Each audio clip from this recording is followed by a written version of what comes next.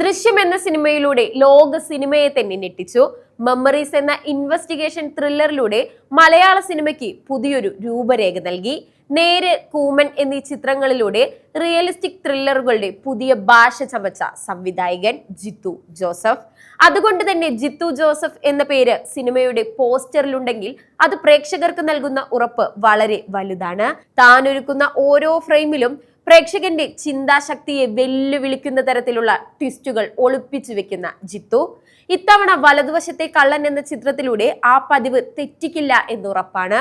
ഒരു മികച്ച ത്രില്ലർ കാണാൻ ആഗ്രഹിക്കുന്ന ഏതൊരു സിനിമാ പ്രേമിയും കണ്ണടച്ച് ടിക്കറ്റ് എടുക്കാൻ പ്രേരിപ്പിക്കുന്ന ഘടകം ആ സംവിധായകന്റെ പേര് തന്നെയാണ്. ഈ സിനിമ കേവലം ഒരു ക്രൈം ത്രില്ലർ എന്നതിലുപരി കുടുംബ ബന്ധങ്ങളും തീക്ഷ്ണമായ വൈകാരിക മുഹൂർത്തങ്ങളും മാസും ഒത്തുചേരുന്ന ഒരു കംപ്ലീറ്റ് സിനിമ പാക്കേജ് ആണ് വാഗ്ദാനം ചെയ്യുക എന്ന ഉറപ്പ് ട്രെയിലർ നൽകുന്നുമുണ്ട്. ട്രെയിലറിന്റെ തുടക്കം മുതൽ ഒടുക്കം വരെ നിലനിൽക്കുന്ന നിഗൂഢത പ്രേക്ഷകരെ ആകാംക്ഷയുടെ മുൾമുനയിൽ നിർത്തുന്നുണ്ട്. ബിജു മേനോന്റെ പക്വതയാർന്ന അഭിനയവും ജോജു ജോർജിന്റെ പവർഫുൾ സ്ക്രീൻ പ്രസൻസും തമ്മിലുള്ള കെമിസ്ട്രിയാണ് ട്രെയിലറിലെ പ്രധാന ആകർഷണം. ഇരുവരും നേർക്കുനേർ വരുന്ന രംഗങ്ങൾ തിയേറ്ററുകളിൽ വലിയ രീതിയിലുള്ള മാസ് ഓളങ്ങൾ സൃഷ്ടിക്കുമെന്ന് ഉറപ്പാണ്.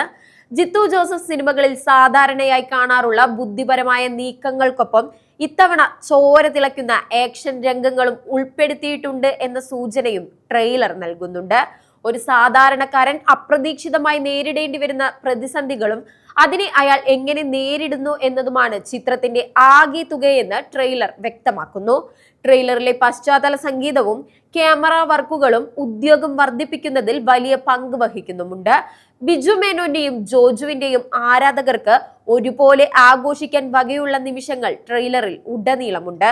ത്രില്ലർ പ്രേമികളെയും മാസ് സിനിമകളെ സ്നേഹിക്കുന്നവരെയും ഒരുപോലെ തൃപ്തിപ്പെടുത്താൻ ഈ കള്ളന് സാധിക്കുമെന്ന് ഉറപ്പാണ്. മലയാള സിനിമയിലെ ഈ വർഷത്തെ ഏറ്റവും വലിയ വിരുന്നിനായി നമുക്ക് കാത്തിരിക്കാം.